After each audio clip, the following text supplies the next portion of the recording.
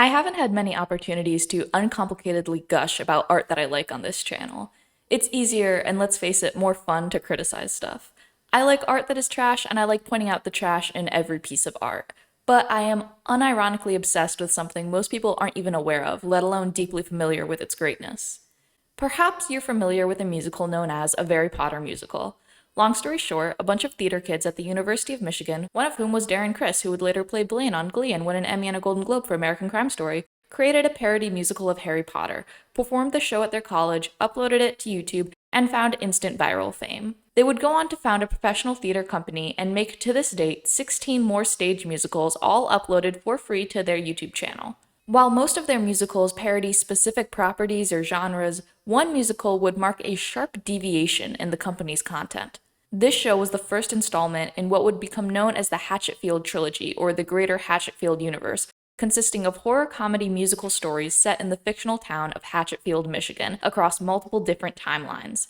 But we don't need to get into the weeds of Hatchetfield lore today. Instead, I want to talk about just the first installment, The Guy Who Didn't Like Musicals. I am obsessed with this musical. If it were a movie, it would probably be in my top 10 favorite movies of all time.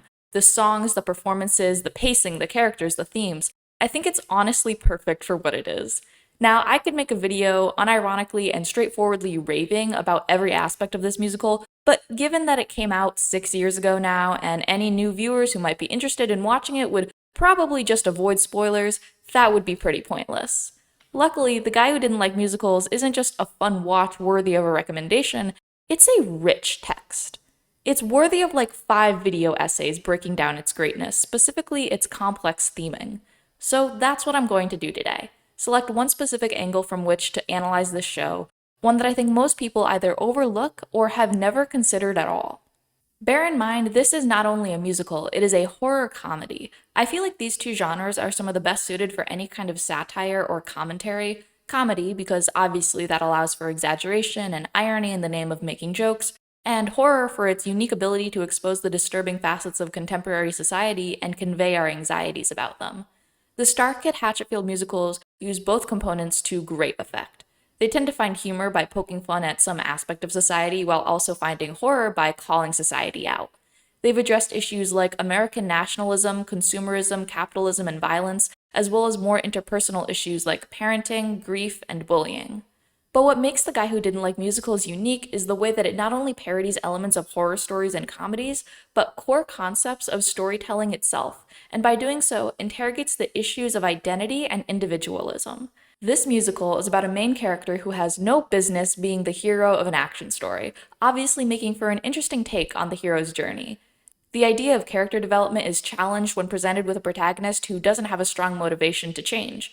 Personally, this makes the central character the most fascinating element of the show, and as such, I've wanted to make this video about him for the longest time.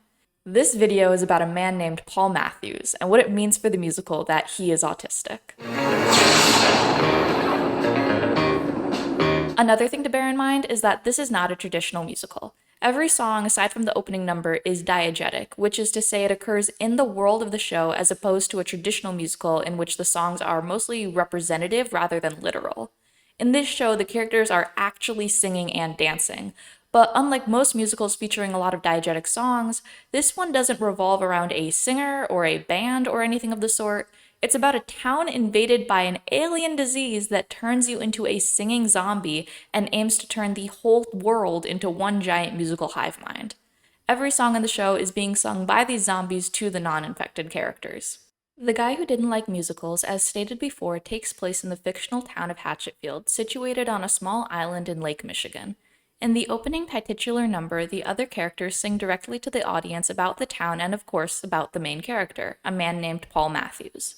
They describe how the stereotypical hero, or even just compelling lead, is usually bold, motivated, and learns a lesson over the course of the story, and that their journey is best expressed through song. The greatest stories ever told have a hero who must be bold. They learn a sense of right and wrong, and better learn the sense through song. But Paul is a boring everyday guy with little ambition in life, and worst of all, he hates musicals and refuses to sing. After this prologue, we meet the man himself at his desk job, where we also meet his coworkers. Bill, a divorced dad struggling to connect with his teen daughter, Charlotte, a depressed woman stuck in a loveless marriage, Ted, a sleazeball that considers Paul his best friend even though Paul himself can't seem to stand him, and their boss, Mr. Davidson. Paul leaves work to go to his usual coffee spot, Beanie's, where his crush Emma works as a barista, and he tells her about his hatred of musical theater. That night, a strange storm rolls into Hatchetfield. The next day, it's revealed that a meteor fell from the sky and into the local theater. As Paul is walking to work, he sees random people on the street break out into song and dance. Deeply disturbed, he gets to work where he's pulled into Mr. Davidson's office.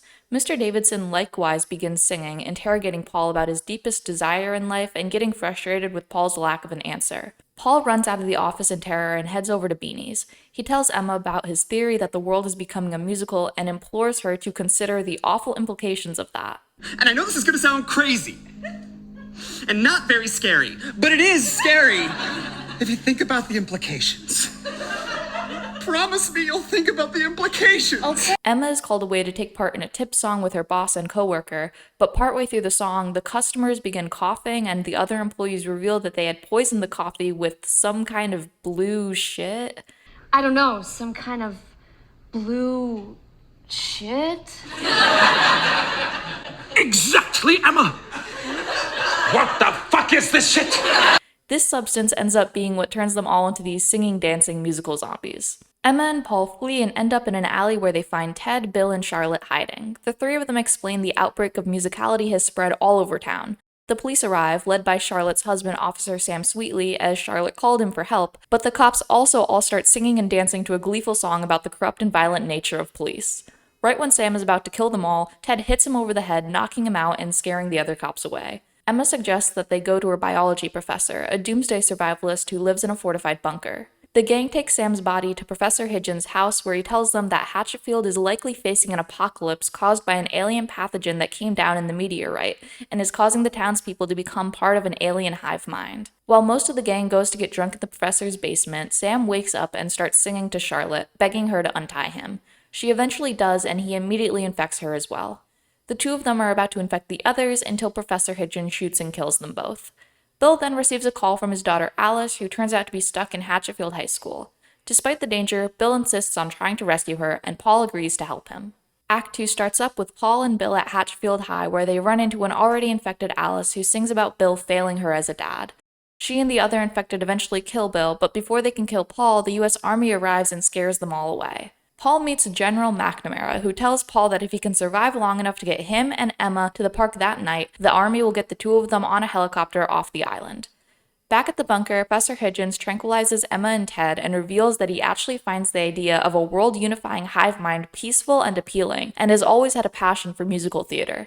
With Emma and Ted tied up in chairs, he lowers the bunker's self-defense system and begins to sing a song from his own original musical to attract the infected. Zombies quickly show up to kill and infect the professor, but Paul arrives just in time to save Emma and Ted. Paul tries to get them all to safety, but is dragged away by the infected. Emma goes back to save him while Ted keeps running. Hey, I said I'd be a better person. I'm still not a good person. However, by the time he finds the army, they too have all been infected, and they kill him before singing a song about the conflict between good and evil called America is Great Again.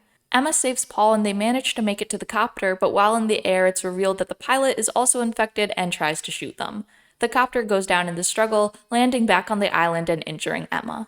Emma, I hate to say this right now, but this is what seatbelts are for. Shit! Emma tells Paul that this alien hive mind might be taken out if someone destroys the meteor that started it all. Paul agrees to leave her on the beach, grabs grenades from the helicopter, and goes for the theater. He arrives, planning to destroy them all, but the air is so thick with the spores of the alien organism that it begins to affect him. While the other characters sing the song Let It Out, Paul struggles to keep control of his body, which wants to burst out into song and dance. But he finally breaks free, loudly proclaims that I don't like musicals! And sets off the grenades to destroy the meteor, sacrificing himself in the process. Full disclosure, I am not autistic or neurodivergent. Everything I say is simply my own opinion informed by the works of autistic thinkers and activists and takes I've seen from neurodivergent Star Kid fans. The Guy Who Didn't Like Musicals is a great example of a piece of art that works on both a literal and allegorical level at the same time. Specifically, the character of Paul Matthews can be both literally read as autistic, while his journey throughout the show can be read as an allegory for the experience of autistic people in the real world. Let's talk about that first part first, because it's quicker and easier to explain. It is very common for people to headcanon Paul as autistic, and if you watch the musical, it's not hard to see why. Paul behaves awkwardly in unfamiliar social situations, freezing up and avoiding eye contact when uncomfortable. Hey, you going to Beanie's? Yeah? You didn't invite me? Sorry, Ted, do you want to come? No. I don't want to show you up, yeah? What do you mean? He moves his hands like he's stimming and seems to self-soothe by repeating words over and over again. Okay. Okay. Hey, guys. Okay. All right. And he is often very blunt to the point of coming across as rude, even though he's totally well-meaning. Were you gonna sign up for the company softball league? No. Oh. Well, it might be fun. Yeah. I don't want to, though. Bill. No. Sorry. You got other plans? No. He has a daily routine that he's very comfortable with. He goes to the same coffee shop every day and gets the same thing, plain black coffee. There are multiple YouTube compilations highlighting these traits and patterns, and in fan spaces, it's often taken as a given that Paul is at least somewhere on the spectrum. No, it has not been officially confirmed by the writers, although the actor who plays Paul, John Madison, has said that he considers Paul very autistic coded at the very least, and understands why people read him that way. Taking Paul as autistic while seeing the rest of the show as exactly the same is totally fine. We do, after all, need diverse stories centering autistic people where their autism is not the centerpiece of the plot. But while you definitely could see the show as just a funny musical about an autistic man who becomes a hero in the wake of a zombie outbreak, you could also take a look at the themes and their relevance to the topic of autism, more specifically to how the rest of the world treats autistic people.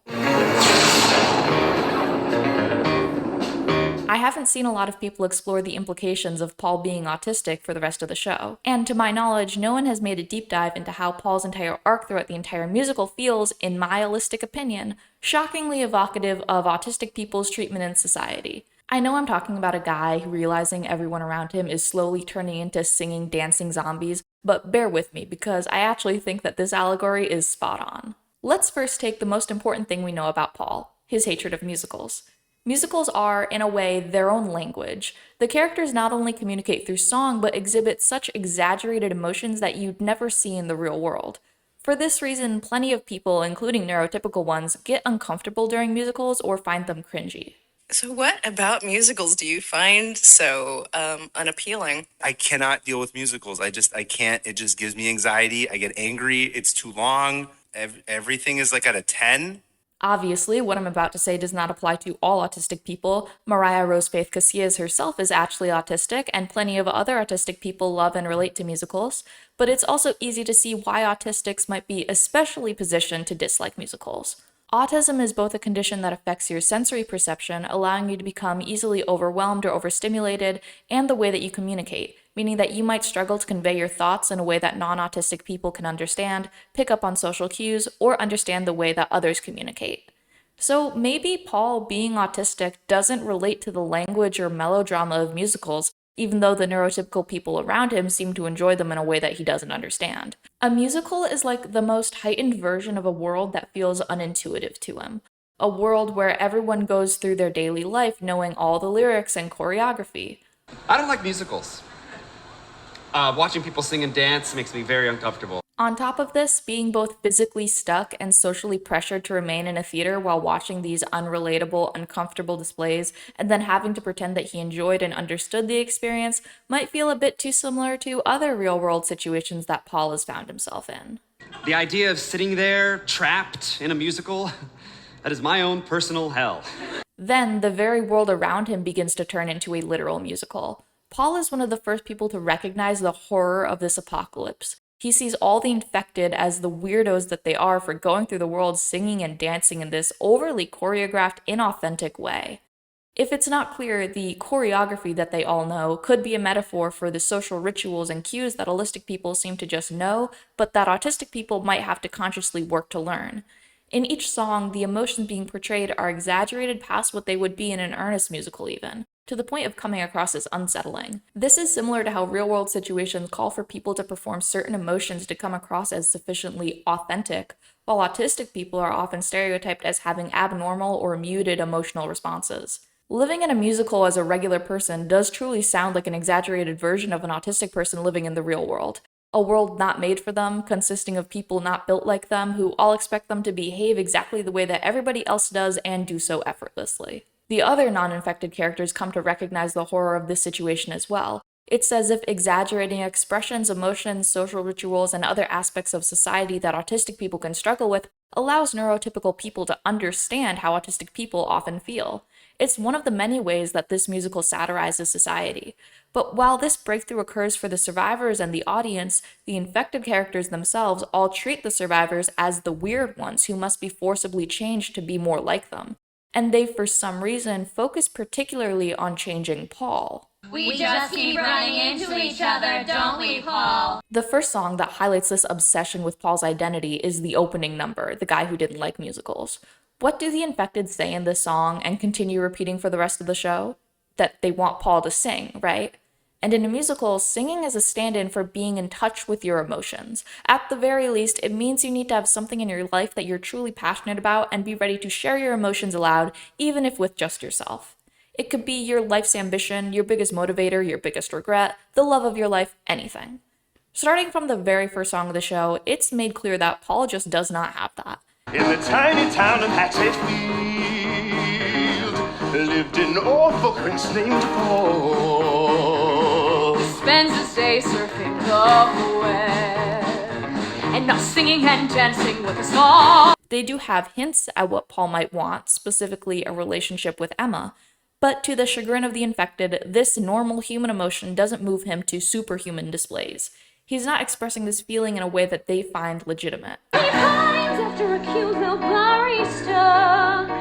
Isn't that worth a show-stopping fiesta, yeah? But for some damn reason he won't join our singing season. The rest of the musical will be dedicated to their mission to enforce their agenda on Paul along with the rest of the world. The next song on the show is La-Di-Da-Da-Day, sung by random infected characters on the street as Paul is walking to work, not yet aware of the outbreak that occurred overnight. On one level, this song functions as a parody of upbeat establishing songs that open musicals, introducing the audience to a world where most everyone gets along happily, except here taken to the most extreme. But on another level, this song presents a version of reality where all these people, now infected with the alien pathogen, coexist in complete harmony. Like a utopia, but one that feels unnatural and unnerving, especially to Paul.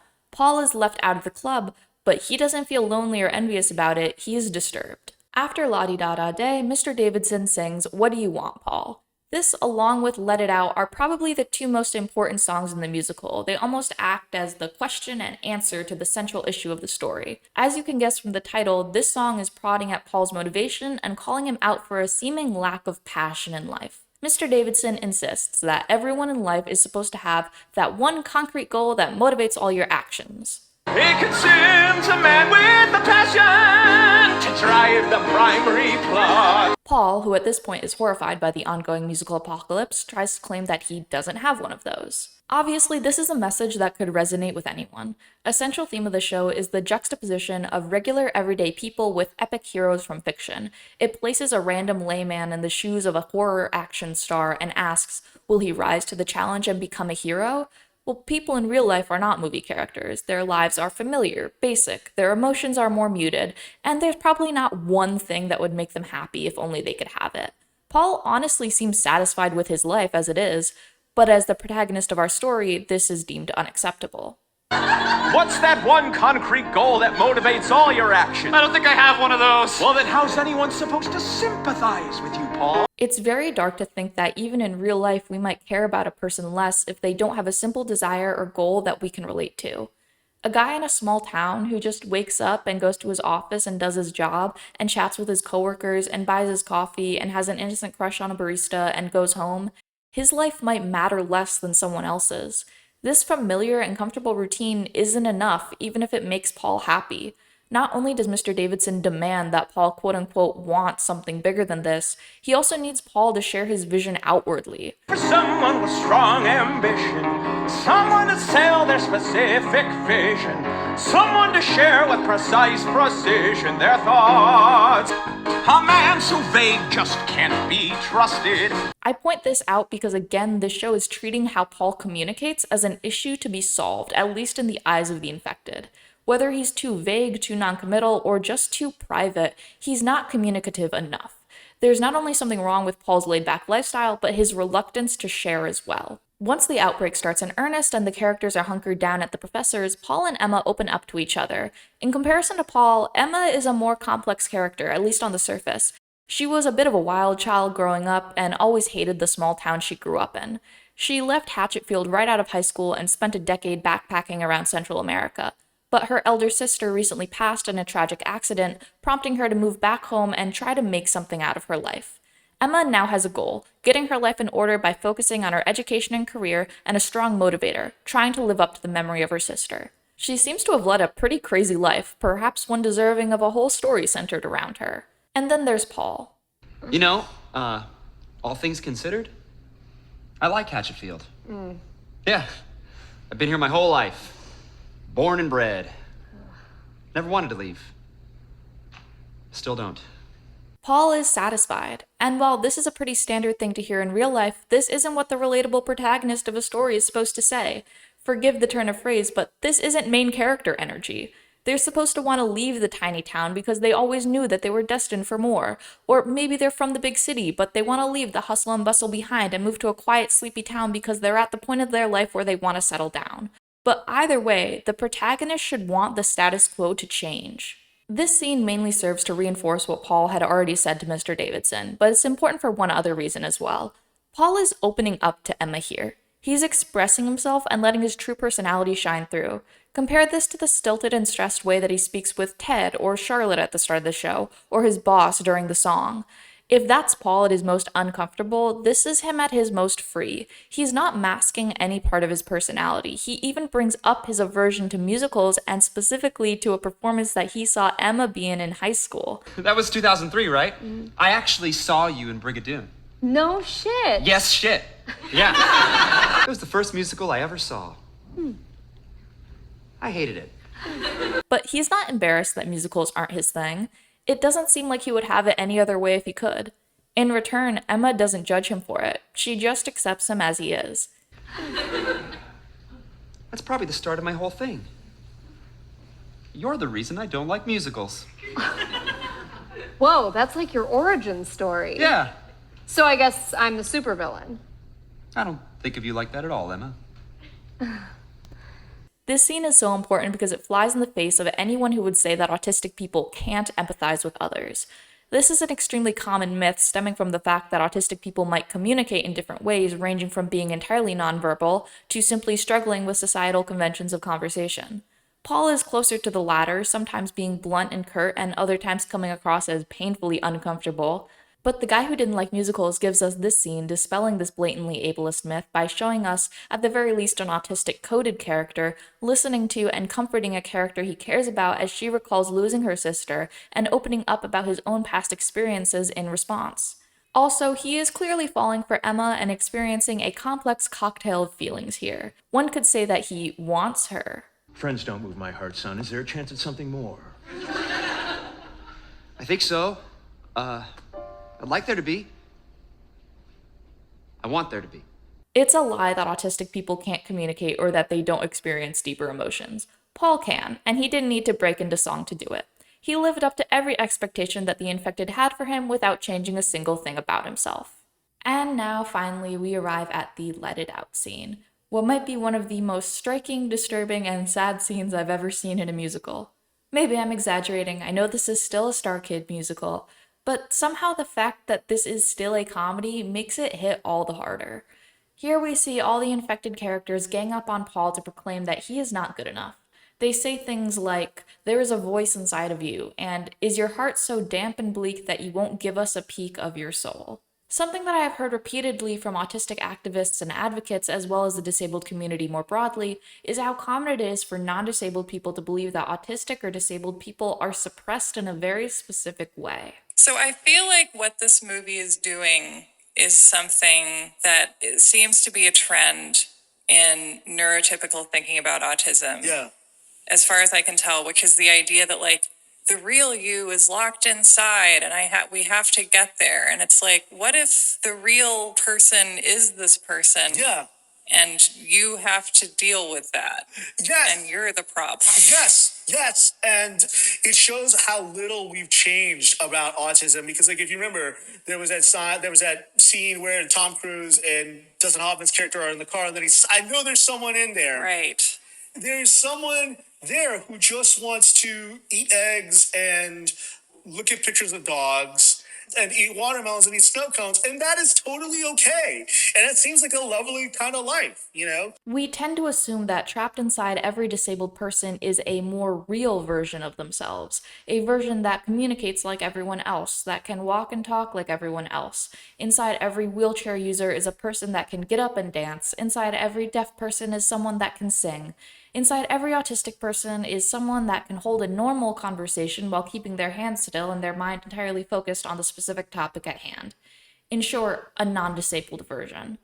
The infected claim that locked away somewhere deep inside of him exists a Paul more worthy of sympathy, more worthy of legitimacy, more worthy, period, and that Paul can let out this version of himself by communicating more like the others, breaking into song and dance, even though they know that he hates this. Ironically, they think that Paul can become closer to his true self by deliberately changing his identity. To accuse someone of being defective or having a damp and bleak heart because their preferred style of communication is simply different from yours is frankly messed up. It would be messed up even if this story weren't a metaphor for neurodivergence. You should accept people's feelings and desires at face value. You honestly shouldn't even need to personally relate to a person to engage with them. And if you do need to, then I think you ought to ask yourself who actually struggles with empathy. Of course, as wrong as the infected are here, they do get to Paul. The spores of the alien organism hang heavy in the air, and he is gradually overcome by the urge to sing and dance. As he sings, he is split into two versions of himself, the part that seems to be the hive mind or the singular voice speaking through him, and the original Paul that's more grounded to reality. These two begin to argue with each other and struggle for control of Paul's body. I've never been happy. Wouldn't that be nice? Is this the secret? Singing and dancing through life is my integrity. Worth anything at all, but happiness can't come before its fall. I've never been happy. This is such a tragic line when you first hear it, but what does it mean to be happy? And what does it mean to sing and dance through life? Alright, let's talk about fictional happiness versus real-world happiness and bring this home. The Guy Who Didn't Like Musicals, as irreverent and satirical as it is still a story. It needs conflict and resolution, and its protagonist needs an arc. How can a main character with no one goal or desire, who's basically fine with the status quo, go through a satisfying arc over the course of the story? Will he identify his main purpose? Will he come to feel unsatisfied with his simple life? And the answer is, kind of. At the beginning of the show, Paul is pretty happy, right? As I previously stated, he's basically chill with his day-to-day life. He has a boring job where he does the bare minimum asked of him, no more, no less, has a couple friends, a crush, but isn't in a rush to make things happen with her. He thinks and behaves a little differently from the people around him, but he doesn't seem to mind that. And he's happy. He certainly seems so. But then we get to this finale, and Paul admits that he's never been happy. He ponders, wouldn't that be nice? The hive mind presents a version of reality where you can truly be happy in a way that everyone can understand. The infected are always smiling, they're in complete harmony with each other, and of course they conform perfectly with everyone else.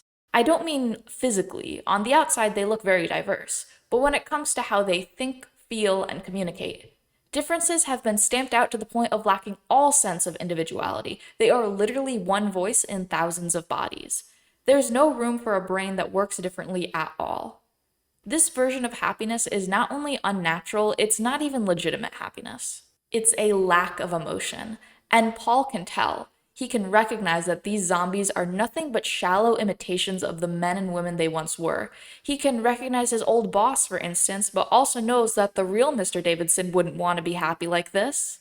Mr. Davidson didn't want to become a mindless alien slave. He wanted to be choked by his wife while he jerked off.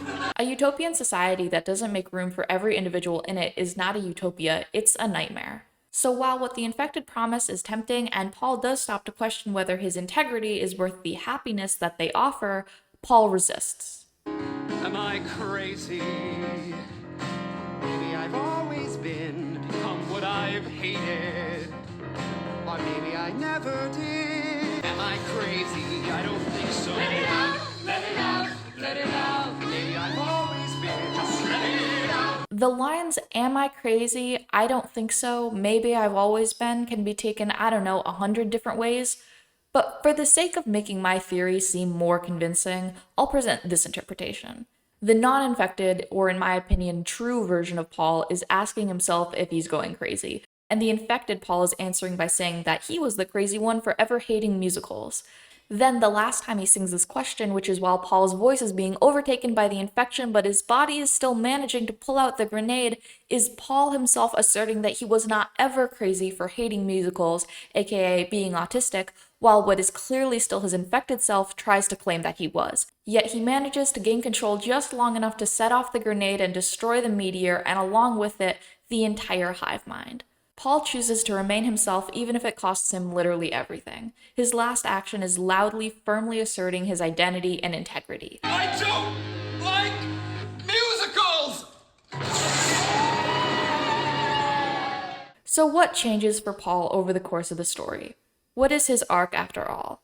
He comes to stand up for the things in his life that are important to him. Whether it be agreeing to go with Bill to save his daughter and stopping him from turning the gun on himself when they were too late, or trying to get Emma and Ted safely to the chopper, or finally sacrificing himself to save his hometown and the entire world from the outbreak, Paul is a hero. He learned to rise up to the challenge, and he did all of these things not by rejecting but by embracing who he is. He's not a traditional hero, but he was the one that Hatchetfield needed. He was the one that we all needed. We swear we will teach you What it means to love, what it means to obey all. How's anyone supposed to sympathize with you, Paul? A man so vague just can't be trusted. What's in your soul? Is your heart so damp and bleak that you won't give us a peek of your soul? There's a voice inside of you on the edge of coming through. What's it about? You've just got to give up your choice. I actually saw you in Brigadoon. No shit. Yes, shit.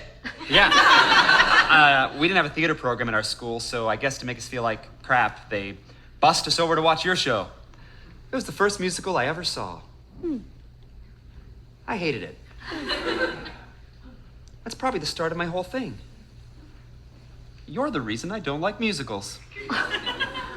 Whoa, that's like your origin story. Yeah. So I guess I'm the supervillain. I don't think of you like that at all, Emma. Bill, if you go, you're not gonna make it. Which is why I'm gonna go with you to get your daughter back. You'd do that for me, Paul? Hey, it's not like you're asking me to go see Mamma Mia. If those things get you, they're gonna make you sing and dance and all that shit you hate. So don't you let them. Emma, there comes a time in every man's life when he has to draw a line in the sand. And I will never be in a fucking musical.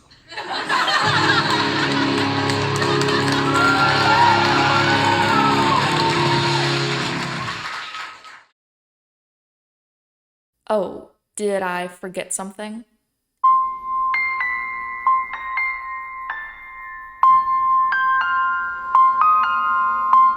Yeah, I lied.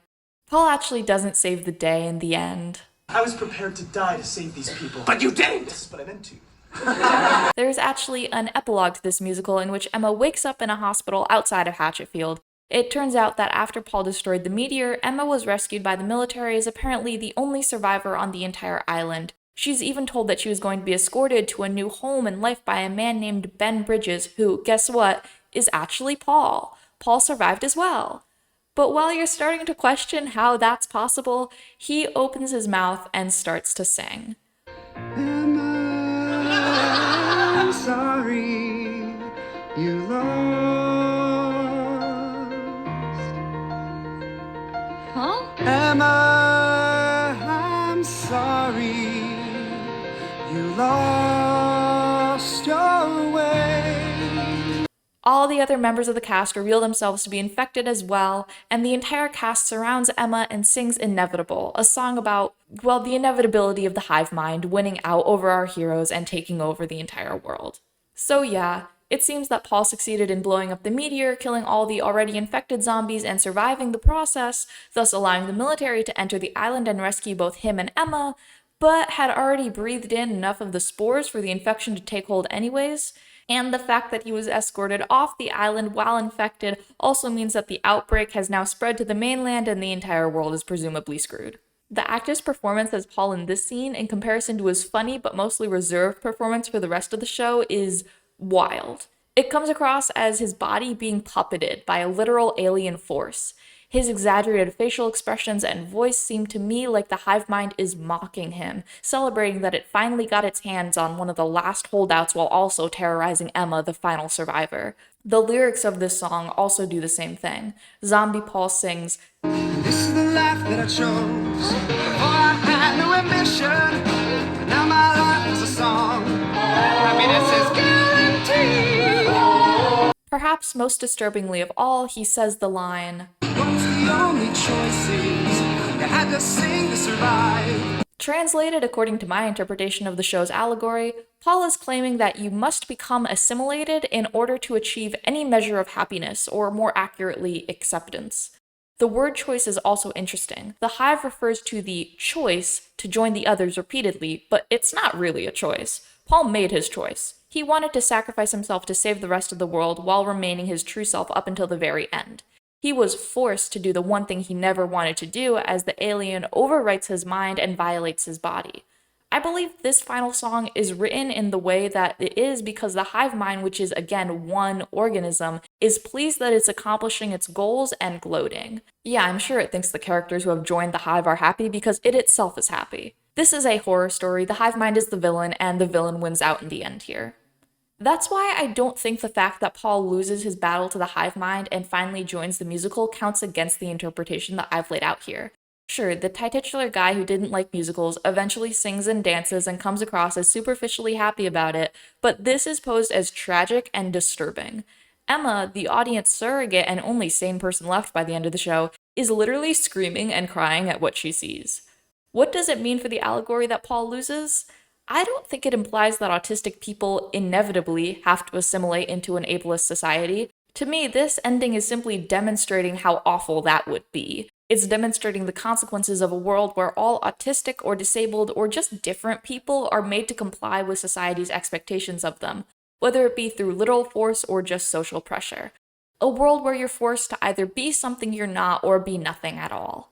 That's what makes The Guy Who Didn't Like Musicals such a good horror story. It takes an idea that's actually present in society and carries it through to its logical conclusion, revealing it for how demented it actually is.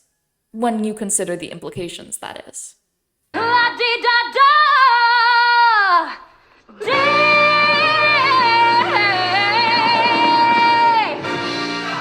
In real life, there is no alien hive mind that will kill you and take over your body. But there are forces that pressure and demand that neurodivergent people assimilate or be left behind.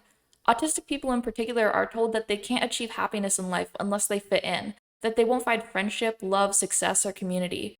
These messages are communicated by the media through its representation of autism or lack thereof, by institutions like healthcare, education, the legal system, and the workplace, and by people in their personal lives who criticize and reject them for their neurodivergence.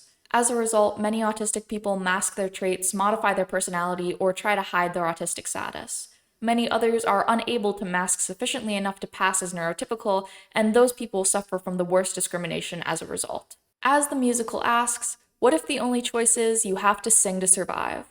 Well, if singing is forcing yourself to appear neurotypical, to mask in every situation, to compromise your own identity for the sake of others' comfort, to change yourself to better fit in with society, then Paul doesn't do it.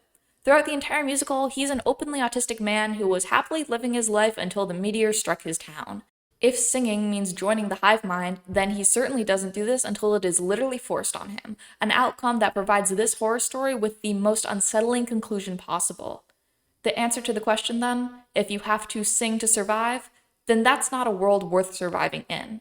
And autistic people shouldn't have to settle for surviving. They should get to live. You were right. I didn't think about the implications. Oh my God, I didn't think about it! Bum, bum, bum, bum. Do you wanna save the planet? Yes, you wanna save the planet. Do you wanna save the planet? Well, there's just one way you can do it. Sing us. Singing us. You know what? I do look like Paul. I get that a lot. It's a good thing the actor who played Paul is so fucking cool, handsome.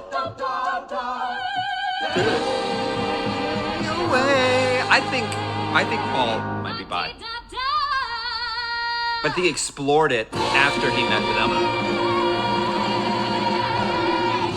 Lights down.